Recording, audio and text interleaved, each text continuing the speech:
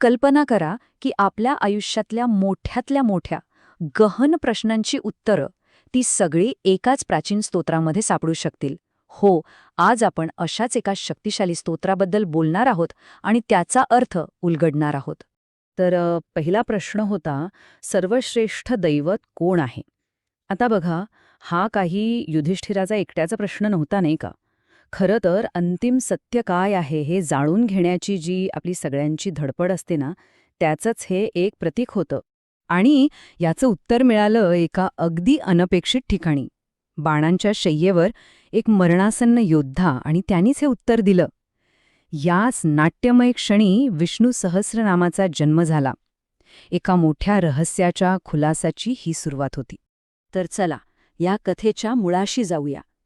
ही गोष्ट सुरू होते महाभारताच्या त्या रक्तरंजित कुरुक्षेत्रावर. विनाशकारी युद्ध नुकतंच संपलं होतं, सगळीकडे एक निराशा पसरली होती. आणि अशा वातावरणात महाभारताच्या अनुशासन पर्वामध्ये ज्ञानाची ही गंगा प्रकट झाली. भीष्म पितामह तब्बल 58 दिवस त्या बाणशय्येवर होते.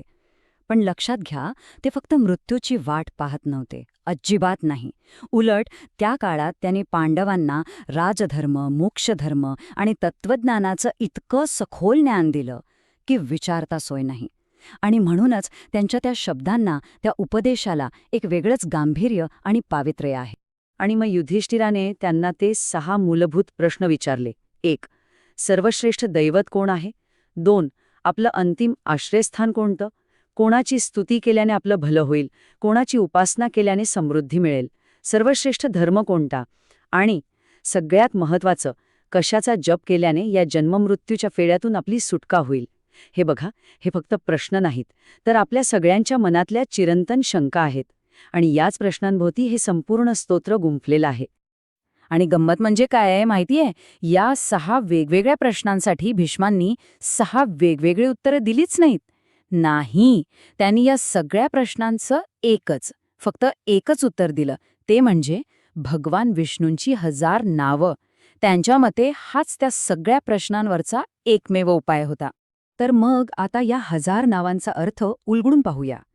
हे सहस्रनाम म्हणजे केवळ नावांची एक लिस्ट नाहीये बरं का, तर त्याची रचना, त्याची भाषा, या सगळ्यातून ईश्वरी स्वरूपाचा एक खूप खोलवर जाऊन घेतलेला शोध आहे.